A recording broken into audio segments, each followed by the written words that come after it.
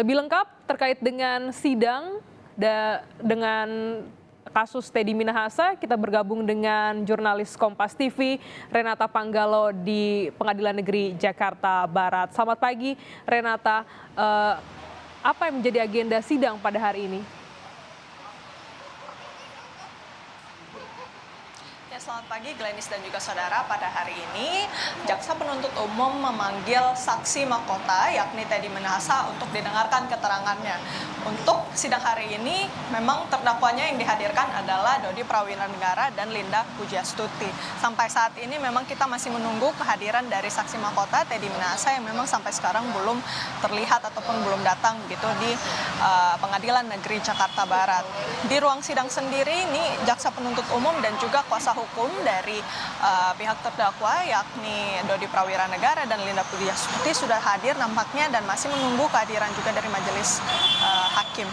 Terkait dengan agenda sidang apa yang kemudian akan digali kalau kita berkaca ataupun melihat pada persidangan hari Senin lalu yakni pemeriksaan terhadap dua saksi yaitu Dodi Prawirannegara dan juga Linda Pujastuti, bisa jadi pada hari ini majelis hakim, jaksa penuntut umum dan pengacara dari masing-masing terdakwa menggali terkait dengan kesinkronisasi antara informasi ataupun kesaksian yang sudah diperoleh dari sidang pada hari Senin lalu, yang dimana kalau kita ketahui pada sidang hari Senin lalu ada sejumlah hal-hal baru yang digali dan ditemukan oleh majelis hakim, yang ditanyakan oleh majelis hakim terkait dengan kronologi bagaimana kemudian perintah pertama yang diberikan oleh Teddy Minahasa kepada ex Kapolres Bukit Tinggi yakni Dodi Prawirannegara, yang dimana awalnya bermula dari WhatsApp pada tanggal 13 Juni lalu, kemudian berkembang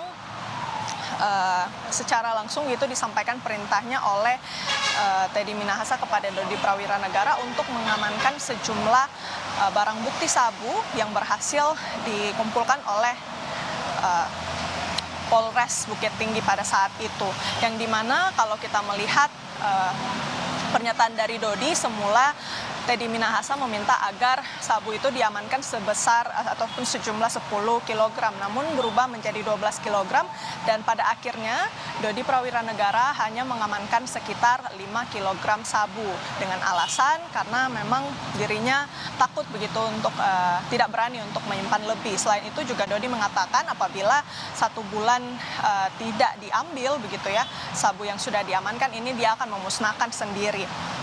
Terkait dengan kronologinya juga terungkap bahwa Syamsul Ma'arif yang melakukan penggantian dari yang dimananya itu barang buktinya adalah sabu kemudian diganti menjadi tawas, dan majelis hakim pun bertanya kepada Dodi Prawirannegara apakah pada saat pemusnahan barang bukti sabu itu yang dilakukan oleh Polres Bukit Tinggi tidak ada yang mencurigai sabu yang diganti menjadi tawas. Dodi Prawirannegara pun juga mengatakan bahwa memang tidak ada begitu yang tidak ada yang tidak mempercayai bahwa telah terjadi penggantian yang semula dari sabu menjadi tawas begitu. Selain itu juga dilakukan pemeriksaan terhadap saksi Linda Pujastuti ataupun alias Anita Cepu, yang dimana ia mengaku ia memiliki hubungan spesial dengan Teddy Minahasa. Ini yang kemungkinan juga nantinya akan digali kepada Teddy Minahasa, yang dimana sebenarnya Dodi Prawirannegara kemarin pun mengaku bahwa dirinya tidak mengetahui Anita Cepu sebelum dikenalkan oleh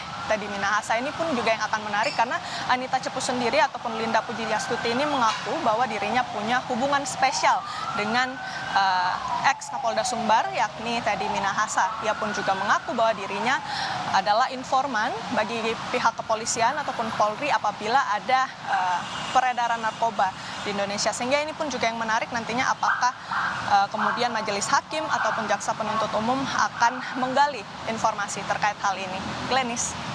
Ya, Renata, kasus ini menjadi menarik bagaimana polisi yang seharusnya ini melakukan penegakan hukum terkait dengan kasus narkoba justru terlibat untuk kembali mengambil dan juga menjual. Nah, ini juga melibatkan seorang sipil, yaitu seperti Anda sebutkan Linda. Sebenarnya bagaimana relasi Linda dengan Dodi, dengan Teddy? Bisa Anda jelaskan terkait hal ini?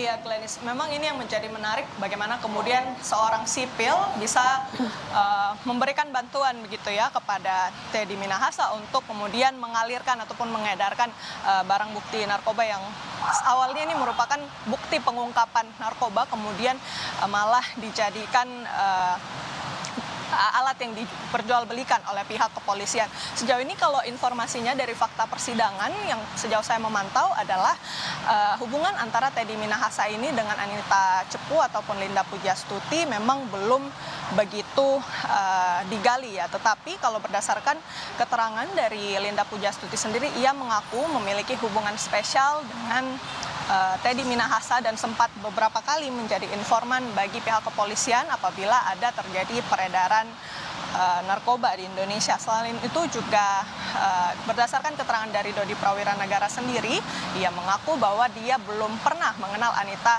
Cepu ataupun Linda Pujastuti sebelumnya. Ini pun juga yang jadi menarik karena jaksa penuntut umum berusaha untuk mencecar Dodi Prawiranegara yang nampaknya JPU melihat ataupun mencurigai ada tendensi kalau si Dodi Prawiranegara ini sebenarnya sudah pernah berhubungan sebelumnya dengan Anita Cepu ataupun Linda Pujastuti berdasarkan dari bukti percakapan WhatsApp yang ditampilkan begitu ya pada saat persidangan Senin lalu. Glenis. Terima kasih jurnalis Kompas TV Renata atas laporan Anda langsung dari Pengadilan Negeri Jakarta Barat.